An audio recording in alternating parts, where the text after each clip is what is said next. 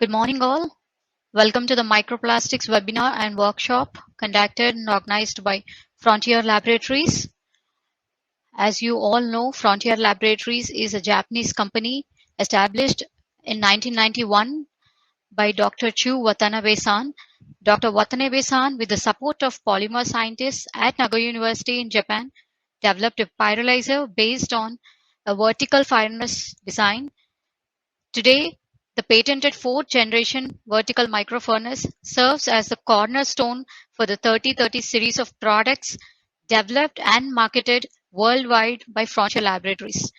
The main products include EGA PY-3030D multifunctional pyrolysis system, the PY-3030S single-shot pyrolysis system, and the RX-3050 series of rapid screening reactor for catalyst screening, and also a line of ultra-alloy stainless steel capillary columns. Frontier Lab products are compatible with most of the gas chromatographs and mass spectrometers from major manufacturers in the market. Frontier Lab systems are sold and serviced by various distributors across the world in many regions. I would like to give a short agenda of today's workshop and webinar. Today, we would be giving the introduction of microplastics and followed by the overview of different analytical techniques and also the pyrolysis GCMS methods, followed by the new microplastic software exclusively launched by Frontier Laboratories, followed by the demo run of the software, and finally the question and answer session. So today I would like to introduce the speakers. We have two speakers for today's webinar. One is Dr. Ichi Watanabe-san, holding a PhD in analytical chemistry and 10 years of experience in pyrolysis GCMS for material characterization, biomass catalyst evolutions, etc. He is currently the Global Marketing Manager at Frontier Laboratories, Japan. And we have the next speaker, Dr. Karthikeyan Sathrugnan, holding PhD in analytical chemistry with 20 years of experience in environmental analysis and food safety, currently supporting Frontier Lab business in Southeast Asia and India. And me, I am Anusha Kadimisetti, working as the Technical Marketing Manager in India, having 5 years plus experience with the Frontier Laboratories. I served almost 3 years plus for the headquarters of Frontier Laboratories located in Koriyama, Fukushima, and now currently serving for the Indian region. I once again welcome you all for the Microplastics webinar. So shortly we are going to start with the first presentation. Thank you all. So as Anusha-san mentioned, the first lecture will be done by me. That will be basically introducing microplastic as a kind of a definition and also some background information. Then I will provide a quick overview on different analytical techniques that are currently used for this microplastic analysis. Okay, yeah, so myself, I'm working as a regional technical manager for Frontier Lab, supporting Southeast Asia and India business.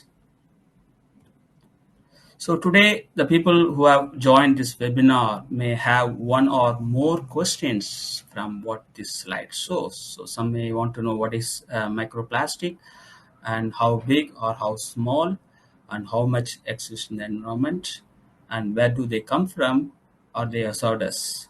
Does it create any impact on our marine environment or does it make any harm to the human body? And what about the future issues?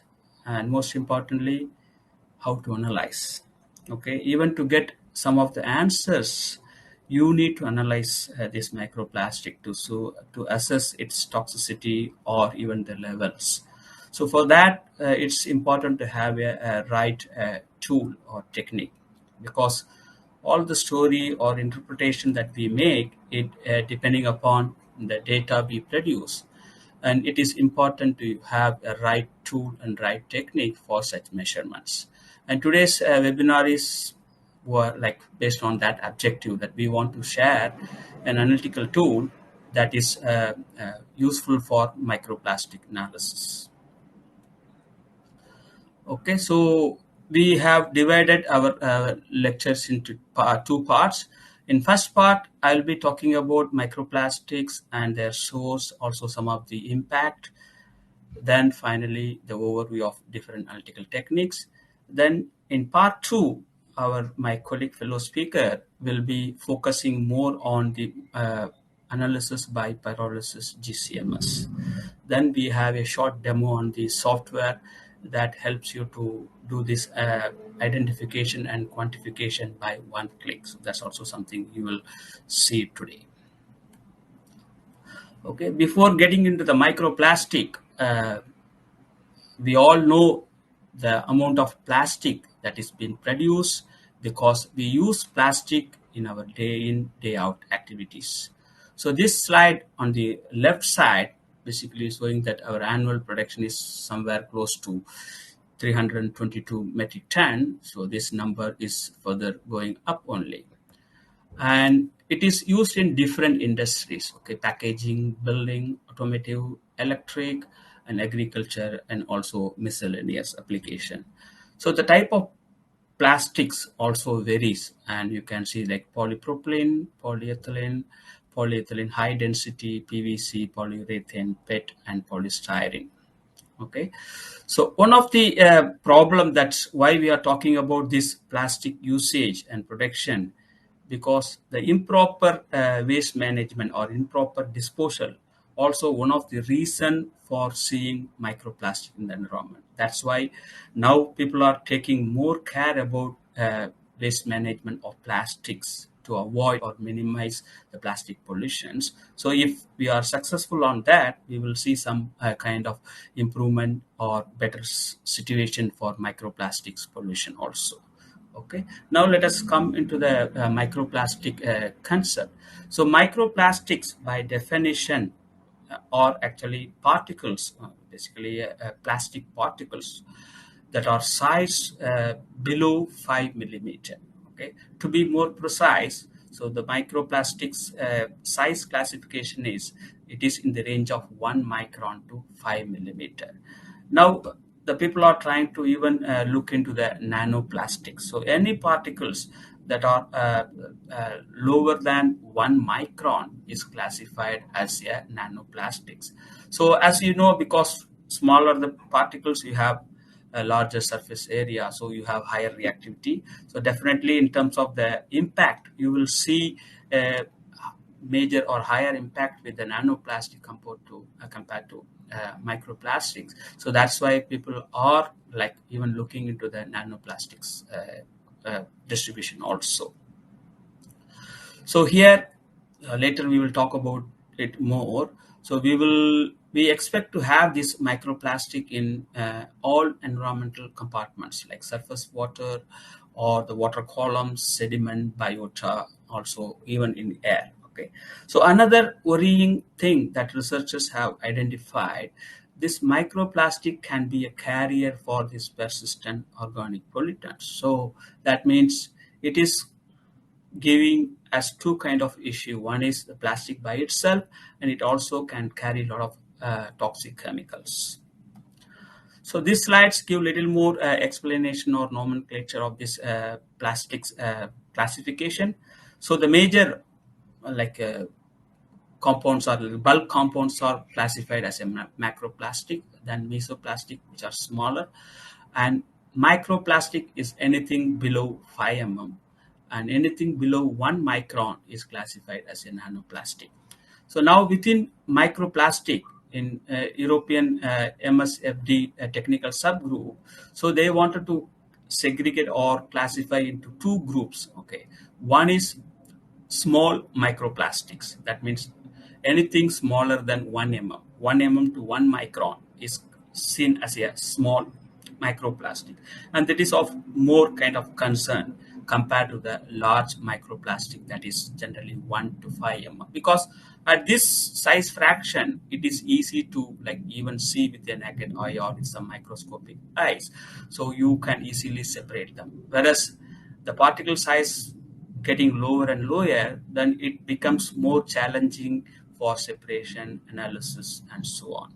Okay, so here, yeah, again, so the classification we are re-emphasizing, the microplastic is actually the plastic particles that are in the size range of 1 micron to 5 millimeter, and nanoplastics actually 1 nanometer to 1000 nanometer, or like 1 micron. Okay, as I said before, the larger particle generally it's easy to separate. So anything like 350 micron and above, even a sieve can be easily separate. So if you are able to separate, then even the identification also become easier job. So as the size get lower, so then we have to look at different instrumentation, which we'll talk about it later. So, but only thing is we need to understand that as the size getting lower, your analysis or separation becomes more challenging. So these are the different publications. They have again tried to talk about the classification of this microplastic, but in overall, this is what a kind of harmonized classification, now that everybody is in agreement, and if you talk to anybody about this, people will understand. So that's a kind of harmonization that's happening out.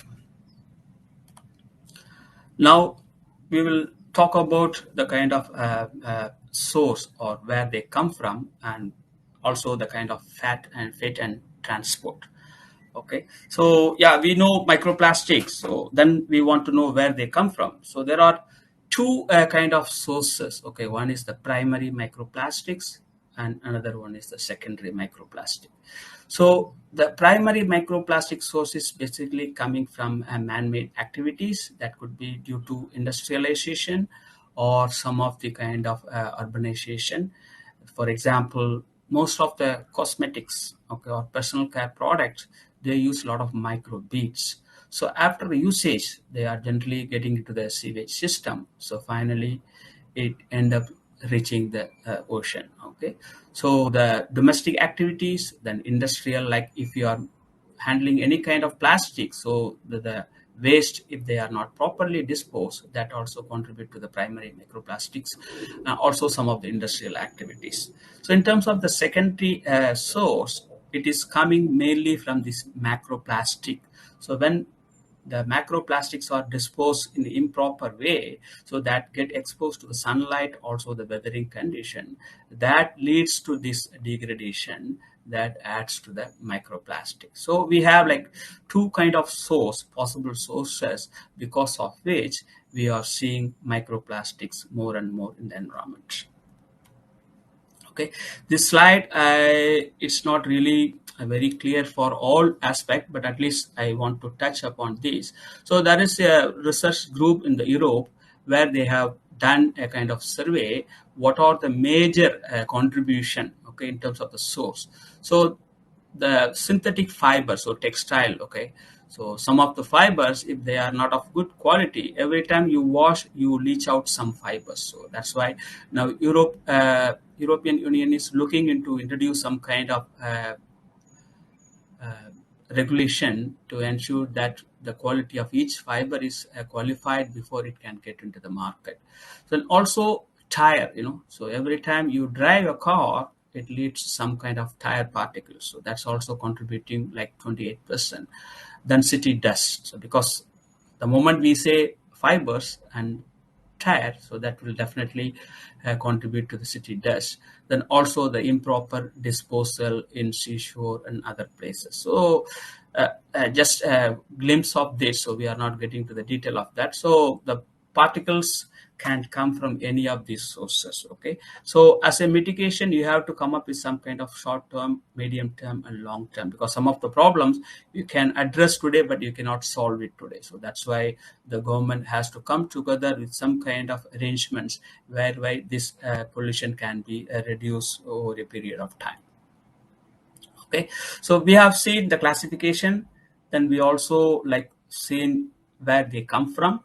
Now the third important aspect, is it really a problem? Okay, that's a question that we are trying to answer a bit here. Okay, so in terms of the presence, right, so there are reports that says the contamination of marine and coastal environment, okay, by plastic waste emerging a problem worldwide because of improper disposal of this macroplastic, leads to the kind of formation of microplastic through degradation and fragmentation. Okay, so microplastic accumulates in beaches, water column, and sea floor. Okay, but the distribution or different sources, they are not clear, because this is one topic we can say is emerging, because people are trying to have better understanding. And one of the bottleneck is we do not have a proper technique. That's also one challenge that we are facing. So but now the researchers and also the technology providers are really looking into this aspect. So definitely now we have few tools that can be used for this monitoring, then that allow us to move to the next level. Okay, there was a report where it's actually coming from the WHO. So the microplastics, including like the microparticles, okay, that means even the nanoparticles, including micro nanoparticles, doesn't need to be only microplastic, it can be of some inorganic matrices also. So microparticles as a whole, including microplastics, have shown to pass intestines into the blood and potentially other parts of organ. So this just to tell that we may have some kind of impact on human health when we are exposed to microplastic over a period of time. Okay, there is one study that shows that plastic fibers were present in 87% of the human lungs studied. Okay, so that means every human body may have some fiber, but the only thing is whether this concentration is something okay to accept, or is it alarming. That is what people are trying to understand now. As you all know, a couple of years ago there was a report from like WHO that in the US, I think all drinking water bottles from different manufacturers all found to have this tiny pieces of plastic or microplastic.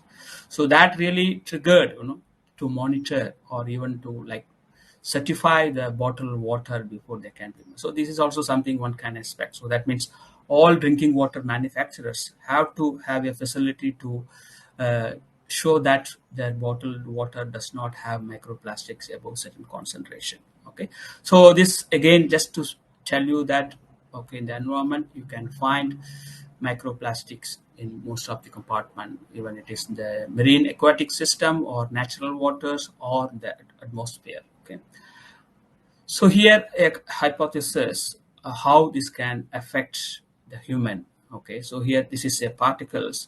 So when it escapes from the wastewater treatment, because the wastewater treatment do not have a special requirement to treat this plastic particles, so it end up like escaping from here, then slowly it get into the ocean. So where the sea creatures can eat this, and it can also absorb some chemicals, as I said, because it's a hydrophobic, so it can absorb some of the microorganic pollutants. Then you end up seeing this in this fish, which is finally served to the human. So that means you can find microplastics in enriched concentration because of accumulation, and it can also carry some toxic chemicals. So that means this is something very important to analyze or characterize. Okay, so that is what now people are trying to look at. So this is at this moment is more of a hypothesis. So there are no clear kind of data set that shows the kind of enrichment, also the concentration enrichment.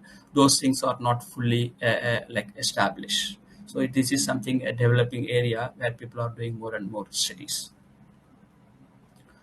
Okay, so now just look at the health aspect in another way. So as a physical kind of foreign particles, it can create problem like mobility effects or reduce vigor, and like in reproduction effect like growth inhibition or delayed maturity. Then it can also like get deposited into different organs. Later on it can lead to different complex diseases, so which I will talk about it later. So that is a kind of problem one can anticipate just by looking at the particles or just by having its presence. But when you talk about the chemicals that are released from the particles, or the chemicals that are like absorbed by these particles, can be even further severe, so that can have some kind of carcinogenic or toxic effects directly, or sometimes it's more like a sublethal, so where you will see something as of a kind of chronic toxicity that will be developed over a period of time. Okay, so this was actually a published report from the National University of Singapore, where they have studied the effect of nanoplastics, okay, in marine larvae. So they have taken marine larvae of different size and in a fish tank. So there they feed these microplastic particles mixed with their feed. Okay, so these studies basically they found that the microplastic, yeah, it can go through the entire like cycle until it fizzes. That means you also see it is coming out. At the same time, it was also observed in some of the organs, particularly the study showed that more particles are being accumulated in the stomach area. Okay, this is one observation. Secondly, uh, the concentration at which it can really kill the larvae is at very high concentration. They are in ppm level, but the slow the poisoning type of activity, so when you have smaller concentration but over a period of time, that also affect the inhibition, the growth inhibition. So we are not like worried about the acute toxicity, but it's more of a chronic toxicity that one has to look into. This is another study to see the effects of microplastic in human tissue, okay, particularly lung. Because earlier I was saying about these microfibers in the air. So as you know, for any respiratory problem, so the airborne particles of different size is mainly a root cause. So the fine particles and ultrafine particles are of concern even for other chemicals, okay, the airborne particles which can carry heavy metals or microorganic pollutants. So here similarly, the microfibers of smaller size is a problem for the respiratory system, and there are studies that shows, okay, the fibers in patients with lung cancer, okay, the lung disease people are found to have the fibers, okay, and also like throughout the lung tissue. That's what this study show. And this particular group, they have done some additional studies to look at the effect of microplastic, and they found actually these organoids. Okay, organoids is one of the kind of growth that can lead to the cancerous disease. So this is something they found developing when they get exposed to these nylon particles. So definitely, because the microplastics can be of different type of polymer, and different polymer has got different toxicity. Okay, so that's why you need to take that also into the consideration. It is not about the total microplastic. So you want to control the total microplastic. Also, you want to control some of the specific polymer that has high toxicity.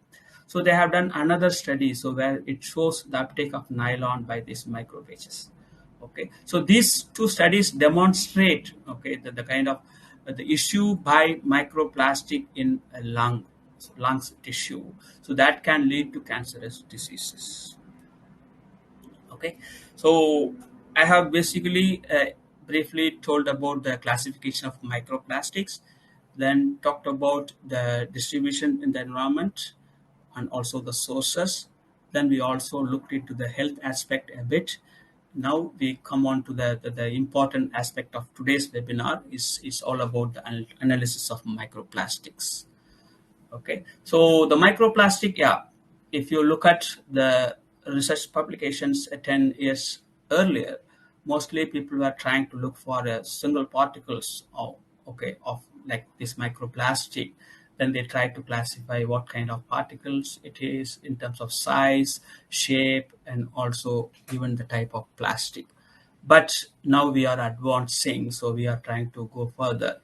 So this box basically talking about the size, okay, of particles, this microplastic. So as I said, for microplastic, excuse me, microplastic, it can be from 1 micron to 5 millimeter.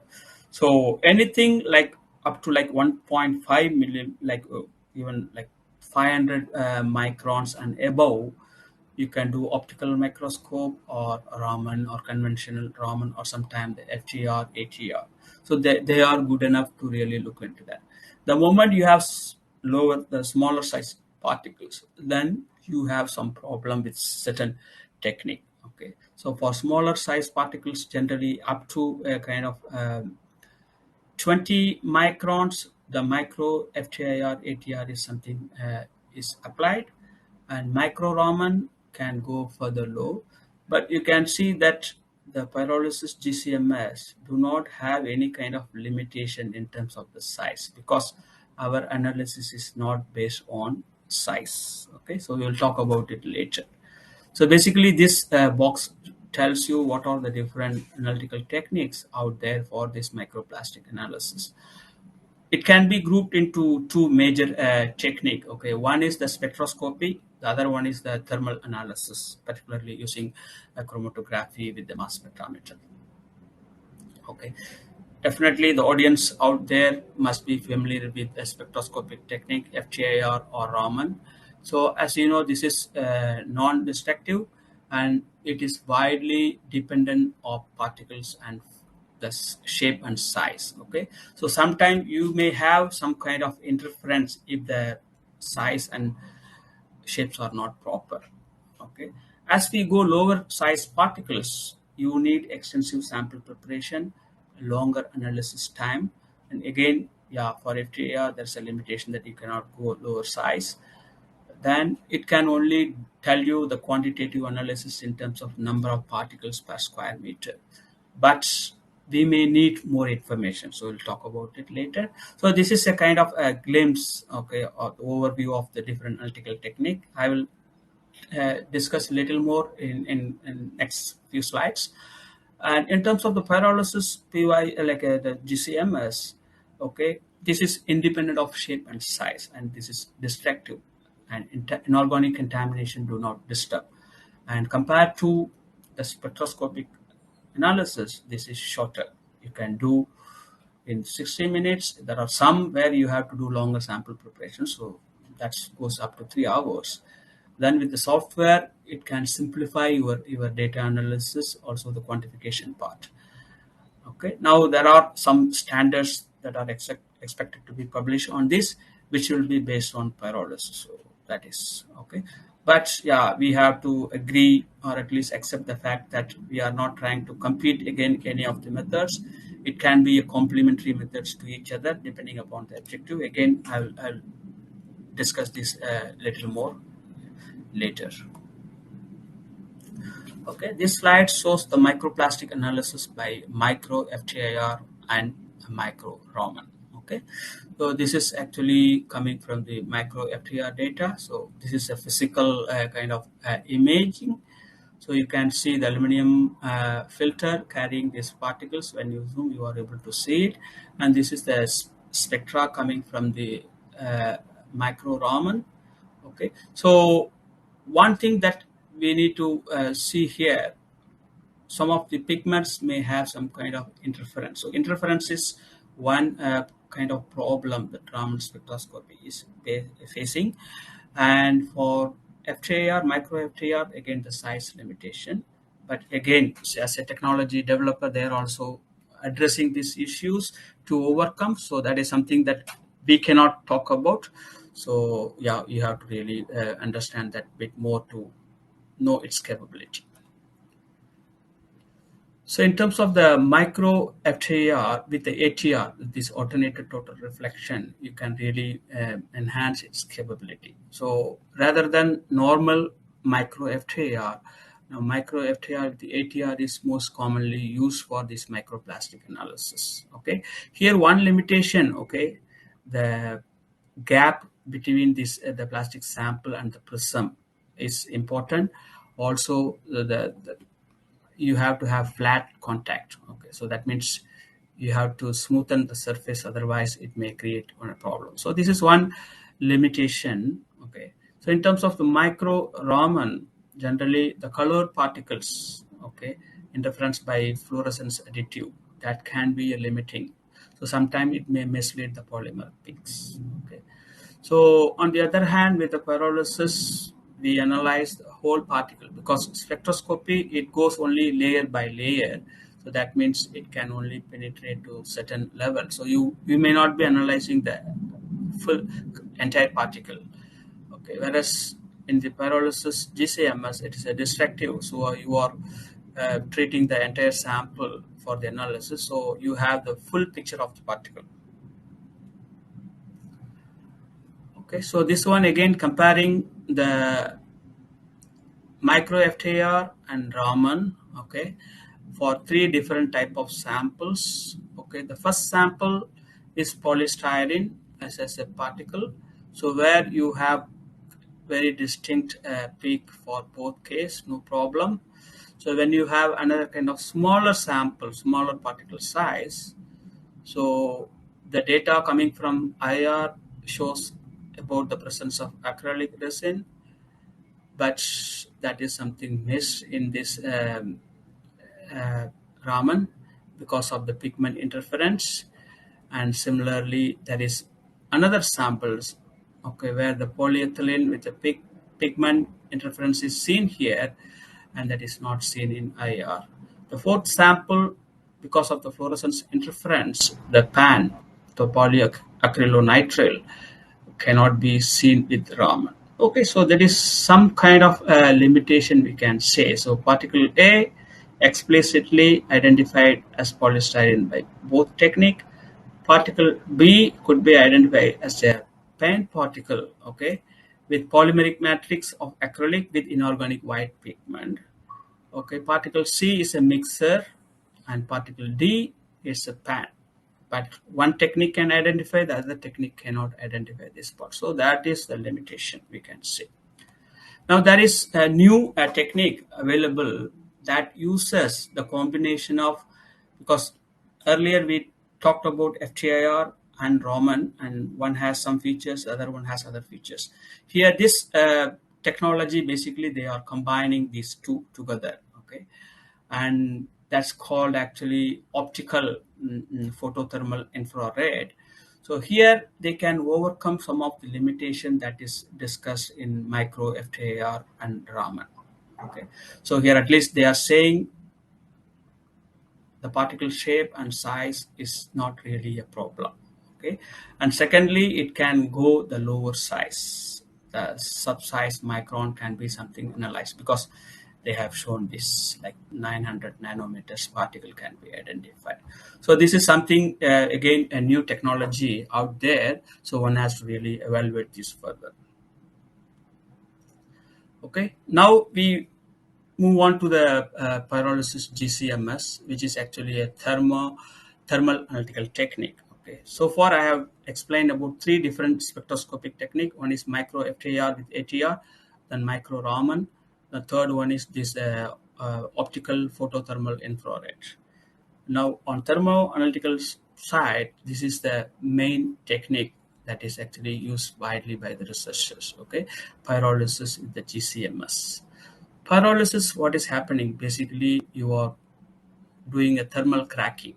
Okay, so in the absence of oxygen, that means the larger molecule break down into smaller molecule, and when you are introducing or sending this smaller molecule into the mass spectra, then you can have a very nice chromatogram of different monomers and dimers, trimers. This, okay, so this will give you kind of a chemical fingerprint, and that is distinct for different type of polymer type, and also the sensitivity is like most abundant. So these two combination will allow you to look at the smaller particles, smaller concentration with more specificity. Okay, so the ion chromatograms, selective and sensitive polymer identification even in the complex natural matrix.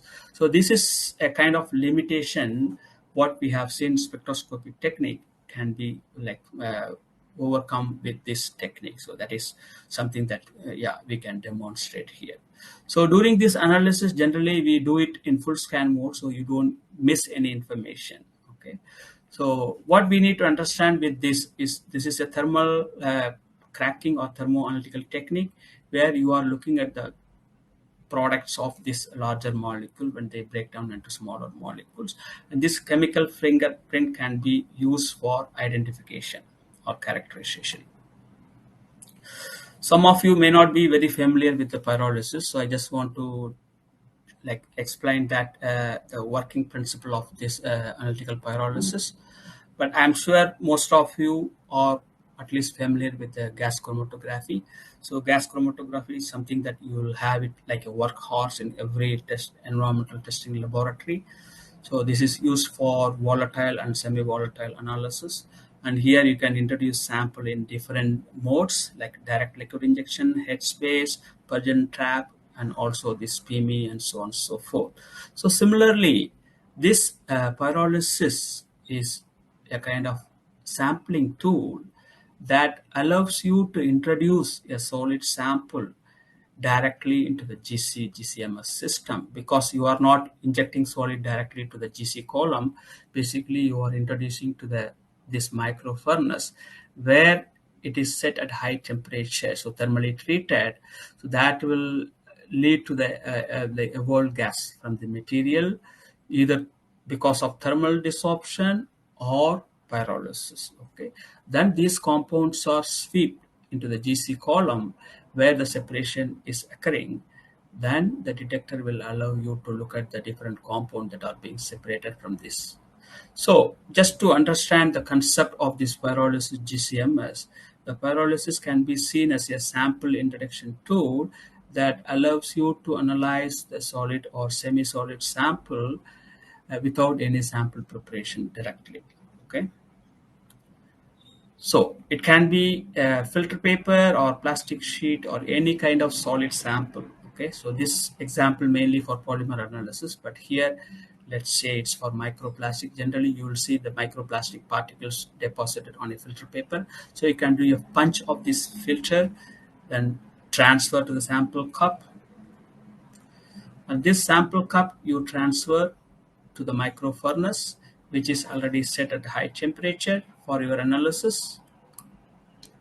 So when you drop the sample cup, this is actually, there is a standing position, so which is actually cold zone. So that means you are not exposing the sample to the high temperature until the analysis starts. Okay.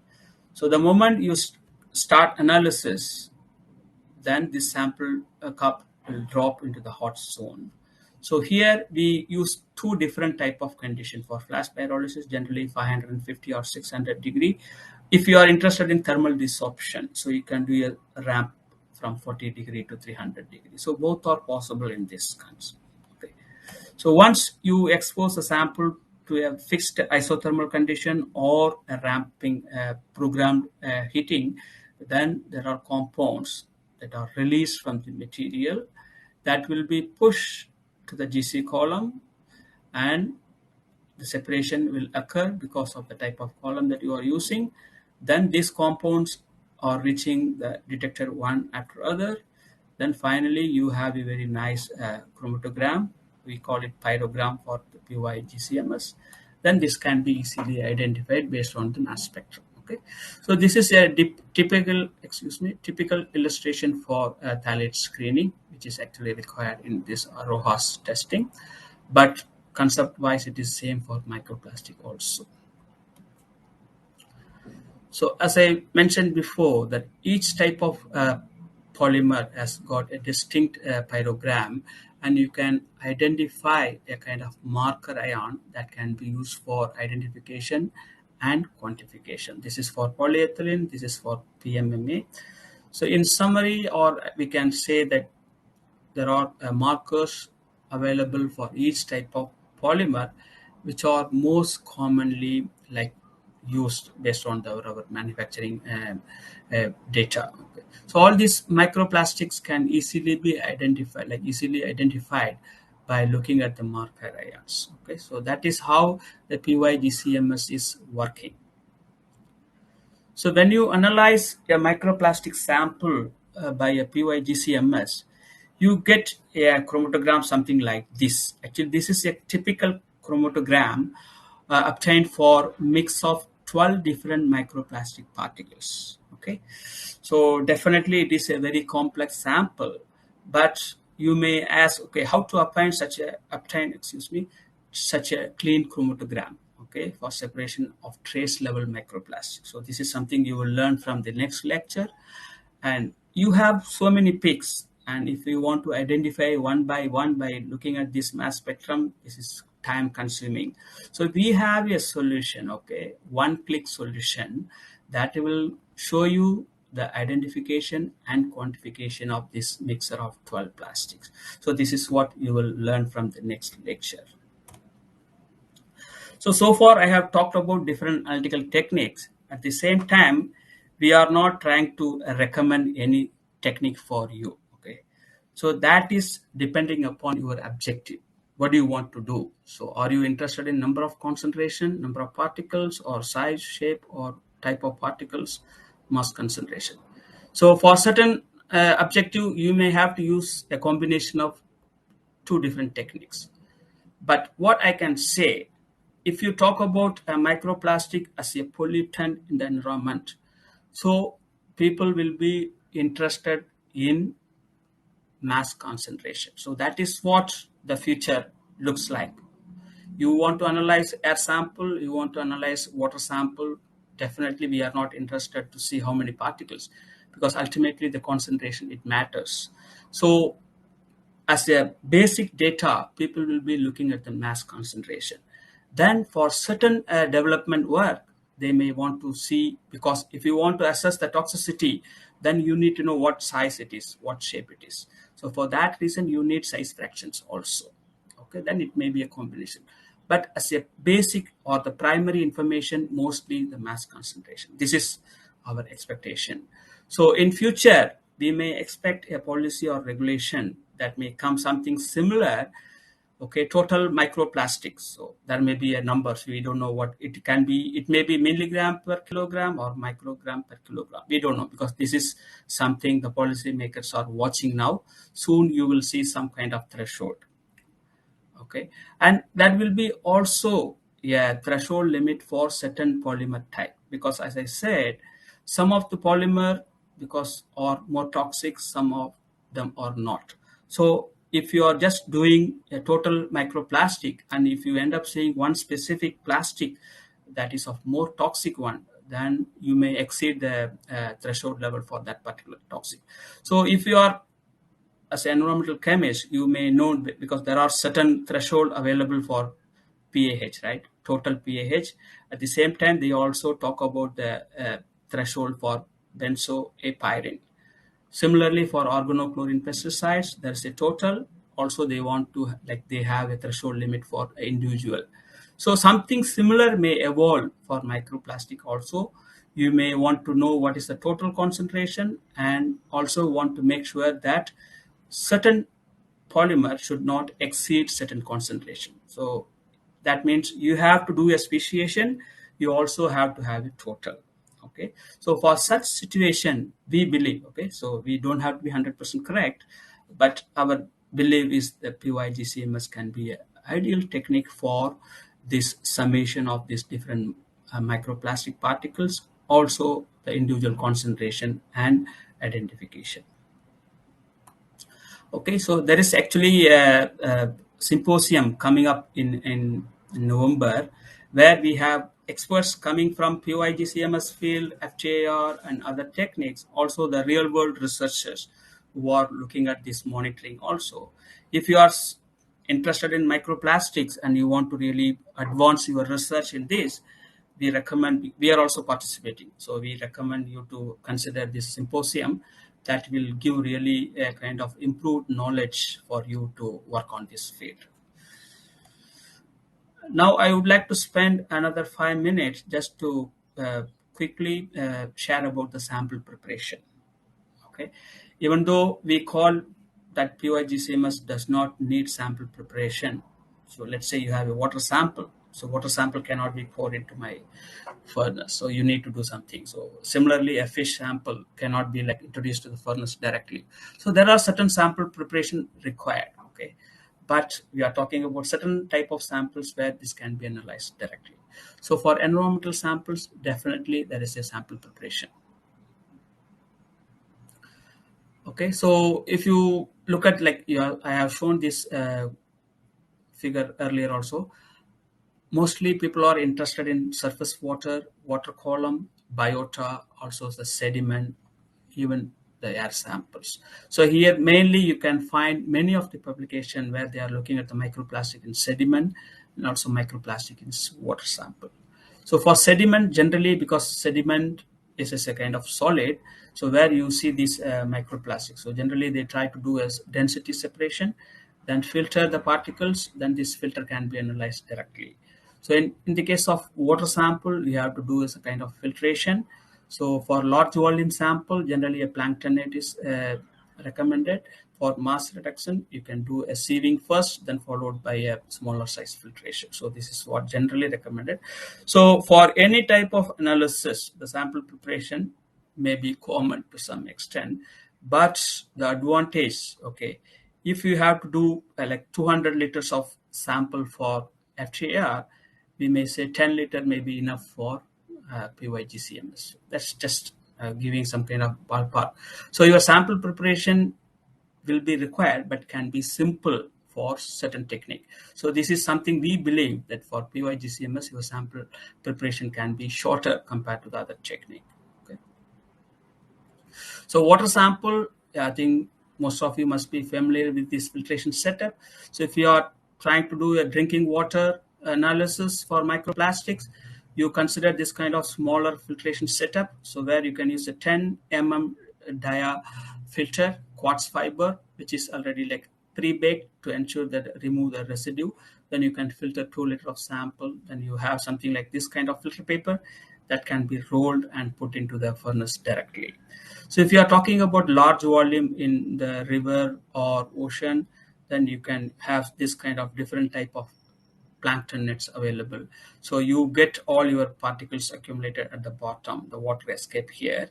So finally you collect these particles, then you homogenize, then analyze by this. Okay, so that is for the water samples. This is one set of data from one of our collaborator. So where they have done this seawater, surface water, like they are filtering about 220 liters of water sample. You do not want to do such a large volume in the laboratory. So this is more for the onboard sample preparation. So then the filter is brought back to the laboratory for analysis. So because the typical concentration in clean sea, generally they are less than 1 ppb level. Okay, so you are not really going to see very high concentration. So that's why the sample preparation and analysis become more challenging. So this is the seawater, surface water. Okay. So this is a sample preparation technique for sediment. For sediment, as I said, you have to use flotation for density separation. So here this researcher, they have used sodium bromide. You can also use zinc chloride or different. Okay, so sodium bromide is most commonly used, and you consider some Fenton reagent just to treat the organic matter so that your chromatogram is not really very complex, or your detector also can be a little more clean. We do not want to spoil your ion source and detector. So the organic matter which we are not interested can be separated with this TOC, but this is also something you have to evaluate sometime. If it is very strong treatment, some of the plastic particles also can be decomposed. So you have to do some kind of method optimization, but this is generally done in combination of density separation with some organic treatment. For biota or fish sample, generally they try to separate the organ or the whole fish. Generally they take about 1 to 2 gram of this. Then again you go through kind of oxidative digestion, because the fish sample are organic rich. Okay, so you have to really do either a Fenton reagent or the enzymatic chemical oxidative digestion. You can use one of them. Then also you use this solution called this sodium deuteryl sulfates. That's something common in the lab. So you can separate generally the organs. Mostly, as I told earlier, the stomach will have more of the plastic particles. So if you are able to separate the stomach, then you will have the concentrated part of this microplastic in the stomach than other organs. Then it is actually a stepwise treatment. Finally, you have this disc filter or glass fiber filter that can be rolled and inserted into the sample cup of this pyrolyzer. So this is again explained that how it works, the workflow. You have the organs separated from the fish, then you do a first treatment with the sodium butyl sulfate, then enzymatic reaction, then oxidation with the hydrogen peroxide, finally anode disk filter basically to filter and these particles, then basically you analyze. So this is a very simple workflow that is used for analysis of fish samples. Okay, I want to recap on this the schematic of PY-GCMS, because the next lecture he will not explain this much, so you have to understand how this is working. So he will jump directly to the workflow for the microplastic. So I just want to recap on this. Okay, so PY-GCMS is actually a hyphenated technique that works together with the GCMS, and the PY system is sitting on top of the inlet for sample introduction, where you can introduce the solid sample directly and you can set the temperature for isothermal condition or programmed heating. Programmed heating for thermal desorption, and isothermal condition like 550 or 600 degree for flash pyrolysis. Then the evolved gases from here, this micro furnace will be pushed the column for separation. Then you have the detector that will identify this signal, and this pyrogram will tell what is what. Okay, I have a small schematic video animation, so that may, okay, let me,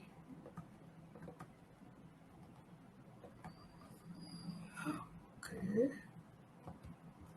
just give me a minute, sorry.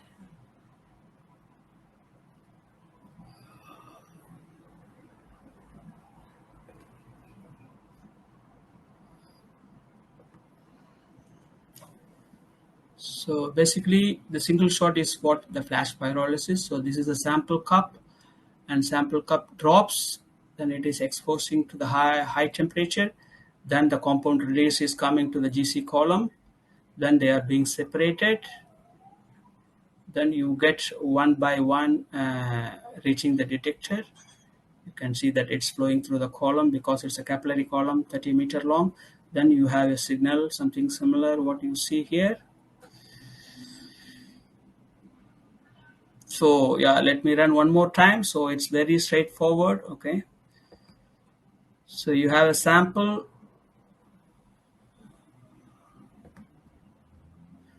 so that is taken in the sample cup, then drop into the furnace. So the moment you start the analysis, this is reaching the hot zone, then the compounds are released from the material coming to the column, then you have the separation happening.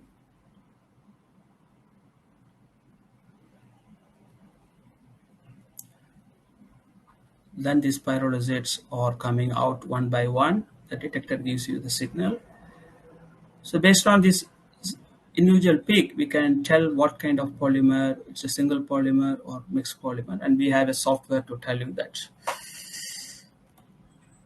Okay, so now I have one more short video about our company introduction, and Mr. San has done nice one. So this is something where, like a teaser, So I request you all to watch this. Then we will move on to the second part of the lecture.